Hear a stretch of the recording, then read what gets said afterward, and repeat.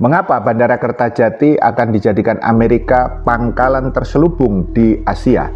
Kementerian Pertahanan Kemenhan Indonesia berencana menyiapkan Bandara Kertajati di Kabupaten Majalengka, Jawa Barat sebagai bengkel pusat maintenance, repair and overhaul atau MRO pesawat C-130 Hercules di wilayah Asia. Hal tersebut dilakukan Kemenhan RI setelah Menteri Pertahanan Syafri Samsudin bertemu dengan Menteri Perang Amerika Serikat Pete Hegseth beberapa waktu yang lalu. Apa yang sesungguhnya terjadi? Pertama, dalam pertemuan yang berlangsung di Pentagon Amerika itu, Hegseth menyampaikan niatnya untuk membangun pusat pemeliharaan mesin pesawat Hercules. Saat ini terdapat rencana untuk menyiapkan kawasan Bandara Kertajati sebagai salah satu pusat MRO pesawat C-130 Hercules, kata Kepala Biro Informasi Pertahanan Sekretariat Jenderal Kemenhan Riko Ricardo Sirait pada Rabu 20 Mei 2026. Pemilihan Kertajati mempertimbangkan ketersediaan lahan yang luas serta fasilitas pendukung penerbangan yang sudah memadai. Lanjutnya, sebagaimana dikutip Antara. Kedua, Riko menilai langkah tersebut sangat strategis karena akan memberi dampak baik bagi penguatan pertahanan Indonesia. Salah satu dampak baiknya yakni Indonesia menjadi semakin mudah dalam membangun kerjasama dan hubungan diplomasi dengan negara-negara Asia pengguna pesawat angkut Hercules. Langkah ini juga sejalan dengan upaya penguatan kemandirian industri pertahanan dan dukungan logistik penerbangan strategis nasional, ungkap dia. Kendati demikian, Riko tidak menjelaskan secara rinci seperti apa progres pembangunan MRO itu. Dia juga tidak menjelaskan tenggat waktu pembangunannya. Ketiga, Bandara Internasional Kertajati termasuk bandara terbesar kedua di Indonesia berdasarkan luasnya setelah Bandara Internasional Soekarno-Hatta di Cengkareng, Tangerang. Bandara itu memiliki landasan pacu tunggal sepanjang 2.500 meter saat kali pertama diresmikan. Setelah sempat mati suri karena sepi pengunjung, Bandara Kertajati kembali dihidupkan oleh beragam aktivitas penerbangan pada pertengahan 2023. Beberapa aktivitas yang menghidupkan bandara tersebut adalah penerbangan reguler, haji, hingga kargo. Setelah melalui proses panjang, Bandara Kertajati resmi beroperasi pada 24 Mei 2018 dengan pesawat pertama yang mendarat adalah pesawat Kepresidenan Indonesia.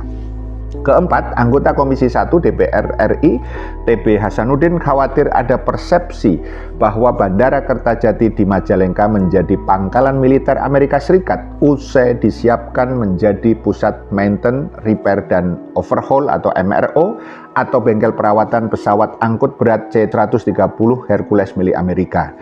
Jika fasilitas tersebut eksklusif untuk mendukung operasional pesawat militer Amerika Serikat di kawasan Asia, maka persepsinya bisa berkembang sebagai bentuk pangkalan militer Amerika Serikat di Indonesia, kata Tubagus Hasanuddin Kamis 21 Mei 2026. Menurut Hasanuddin, pemerintah perlu berhati-hati dalam mengeksekusi kerjasama strategis tersebut.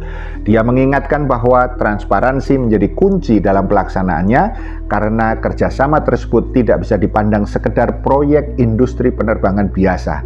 Jadi, keputusan menerima tawaran Amerika Serikat menjadikan Indonesia sebagai MRO hubs pesawat C-130 Hercules dan menetapkan Bandara Kertajati sebagai lokasinya harus dijalankan dengan sangat hati-hati dan transparan, kata Tubagus Hasanuddin.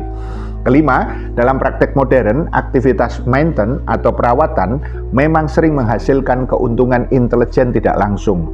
Misalnya, satu, akses terhadap pola operasi militer. Dari maintenance schedule saja, pihak luar bisa membaca tingkat kesiapan armada, frekuensi operasi, area deployment, tempo latihan, hingga kondisi teknis TNI Angkatan Udara.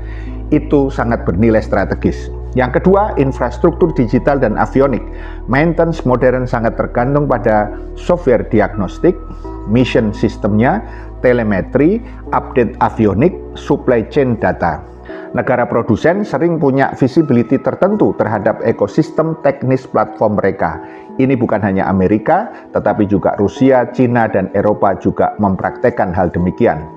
Ketiga, potensi SIGINT, yaitu ELIN dan COMINT. SIGINT adalah Signal Intelligence, intersepsi sinyal terdiri dari ELIN atau Electronic Intelligence, intersepsi radar, dan COMINT atau Communication Intelligence, intersepsi teks dan suara. Kalau ada fasilitas komunikasi militer terintegrasi atau personel asing dalam jumlah besar, selalu ada peluang pemetaan spektrum radar, monitoring komunikasi, pengumpulan elektronik signature. Namun ini biasanya terjadi bila pengawasan nasional lemah. Yang keempat, mapping logistik nasional. Hub logistik besar memberi pemahaman tentang kapasitas mobilisasi, rantai suplai, jalur udara strategis, kesiapan infrastruktur Indonesia. Dalam geopolitik modern, data logistik sangatlah penting. Kunci utamanya terkait dengan kewaspadaan sangat diperlukan, terutama bila perjanjian kurang transparan, akses personel asing terlalu luas, ada klausul legal khusus, dan sistem digital tidak sepenuhnya dikuasai oleh Indonesia, serta Indonesia terlalu tergantung pada satu blok. Keenam, dalam sejarah banyak fasilitas non-tempur berkembang menjadi instrumen pengaruh strategis. Contohnya seperti di Diego Garcia, kemudian di Subic Bay, di Djibouti, bahkan beberapa commercial ports yang kemudian terkait dengan program Belt and Road Cina. Karena itu, biasanya negara besar melihat infrastruktur bukan sekedar ekonomi tetapi node atau titik strategis geopolitik. Pertanyaan kritisnya, apakah Indonesia punya kapasitas cukup untuk membatasi pengaruh Amerika Serikat agar tidak berubah menjadi dominasi strategis? Paham sampai di sini? Salam melek politik.